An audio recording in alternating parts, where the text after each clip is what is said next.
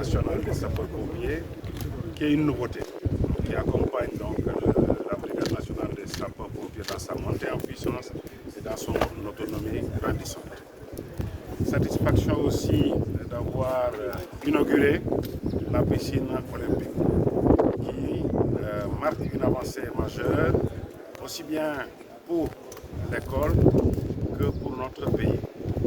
En effet, cela permet de former les personnels militaires de l'école, les personnels militaires de la brigade, dans les conditions de sécurité optimales, mais aussi les conditions les plus réalistes possibles, premièrement.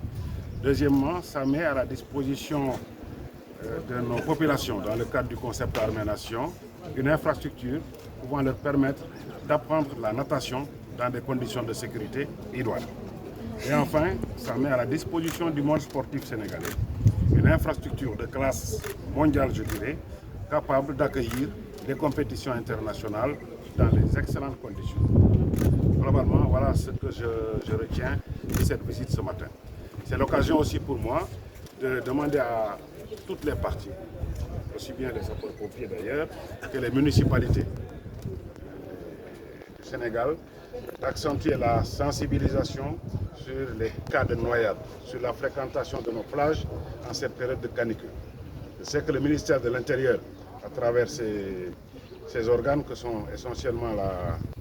est essentiellement la brigade, a déployé suffisamment de moyens, aussi bien dans les plages autorisées que, paradoxalement, dans les plages non autorisées, pour prévenir les cas de noyade et en tout cas limiter les dégâts au cas où ça devrait arriver. Il faut encore, la presse aussi, nous comptons sur vous, pour sensibiliser les gens sur la fréquentation des plages et les mesures de sécurité à prendre. Le coût, il tourne autour de 500 millions, voilà, 500 millions, un demi-milliard. Bon, évidemment, là, il est fonctionnel, mais on peut encore améliorer le dispositif avec l'adjonction d'autres commodités et d'autres instruments encore plus élaborés.